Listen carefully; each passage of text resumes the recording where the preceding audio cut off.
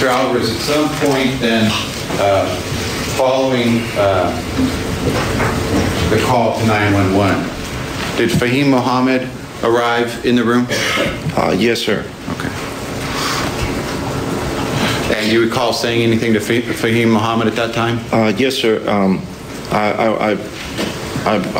He was coming in through the foyer, and I kind of approached him, met him like halfway, and I believe I said, "It's not looking well," or "It's not looking good." And we briefly had, we were standing almost face to face, and then Dr. Conrad Murray asked if anyone knew CPR. Okay. And in response to Dr. Murray's question whether anyone knew CPR, what, if anything, did you do, Mr. Alvarez? Me and Fahim, actually, we kind of looked at each other for a split second, and I turned and went to assist Dr. Conrad Murray to do CPR. Okay. And as far as when you then, and were you present then once the paramedics left the location of Carrollwood and proceeded to UCLA Ronald Reagan Medical Center? Yes, sir. Okay. And did you follow the paramedics to the hospital? I did. Do you recall in what vehicle? I was in one of the Escalades, sir. Okay. Do you recall with whom you drove to UCLA? Yes, sir. I believe it was Derek Muhammad, Fahim Muhammad, and I believe Michael Amir was in the vehicle. There was three securities plus myself. Okay. And you recall your arrival at UCLA? Yes, I do. Okay.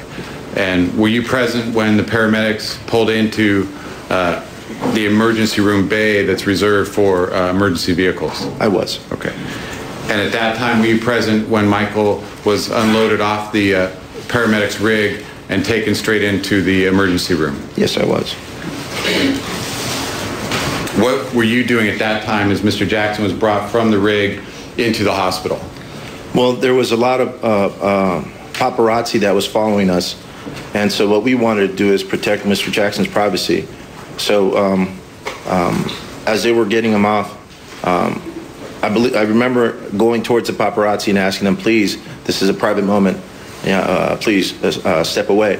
And then I proceeded to head back towards the ambulance, and I took off my coat, I believe, and I tried, covering the view. Okay. And did you remain at the hospital while the emergency room doctors attempted to save Michael Jackson? Yes, sir. Were you present at the hospital when he was subsequently pronounced dead? Yes, I was.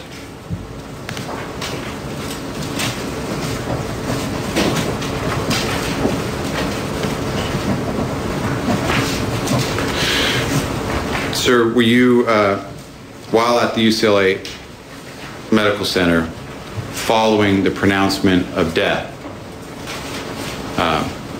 did you speak to Conrad Murray? Short periods of time, yes. We said a few words. Okay. And at some point he came up to you and thanked you? Yes, he said, "Thank you for your help." And I said to him, "We did our best."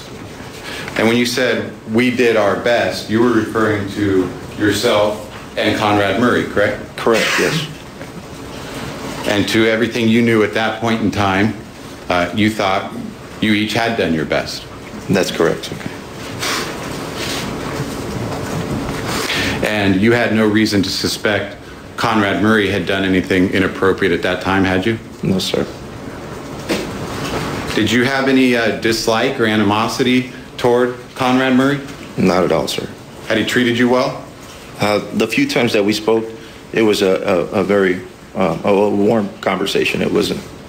As you sit here today, do you have any personal anger or animosity or vendetta against Conrad Murray? No, sir.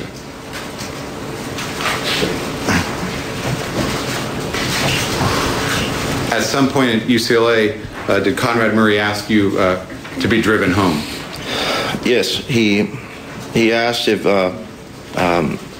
he could be taken home, back to the house. He first said he was hungry, that he hadn't ate all day, and he said if someone could take him home, back to the house. And I believe Michael Amir was not too far from me at that time, and I didn't answer the question, and then he directed that same question to Michael Amir. Okay. And so you heard that, but were not part of that conversation? No, sir. Is that correct? That's correct. Okay. At some point, I assume you left UCLA following the pronouncement of death? Yes, sir. Okay. Prior to your departure, and after, let me strike that, after you spoke to Conrad Murray, or rather after you heard Conrad Murray making this request of Michael Amir Williams, did you see Conrad Murray again? I remember seeing him sitting down, like right in the hallway where the emergency room was at, where they were working on Mr. Jackson. I remember him sitting down and him saying, I wanted him to make it. I wanted him to make it. Okay. And after that, I didn't see him. Okay. So that was the last observation you had of Dr. Murray, was when he was seated there making those statements? Correct. Okay. At some point then, did you load up the vehicles with the other security personnel and begin driving somewhere? Yes, sir. After a few hours, I believe, when we had arranged for Mr. Jackson to be taken to the corners, and we felt the situation was secure, we all loaded up into the vehicles and drove off, sir. Okay. And did you eventually then drive to the Carrollwood location? Yes, sir, we did. Okay. And the police were already there? Yes. Okay. And did you remain outside of the house at that time? Well, we identified ourselves, and then they allowed us to come into the property with the vehicle, and we stayed inside the property, sir. Okay. Inside the property, but did you go inside the residence? No, sir. Okay. Have you seen pictures of yourself standing outside of the house on the property? No, sir. Okay. Did you stand outside of the house on the property? Yes, sir. Okay. But you left the property shortly thereafter, is that right? That's correct, sir. And why was that? I was asked to take the children's Labrador over to the Jackson's Havenhurst residence, sir.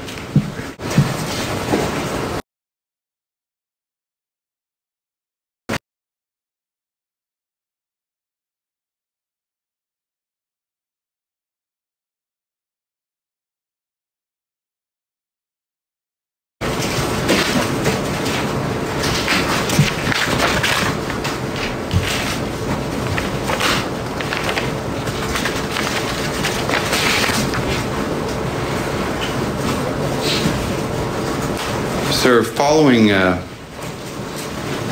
this incident on June 25th, 2009, through to today's date, have you been approached by media outlets to give an interview? Yes, I have. About how many times? Various times, over 20, 30 times. Have you agreed to participate in any of these media interviews? No, sir. Have you been offered money to participate in these media interviews? Yes, sir, I have. About how many times? Correct, sir. Mr. Alvarez,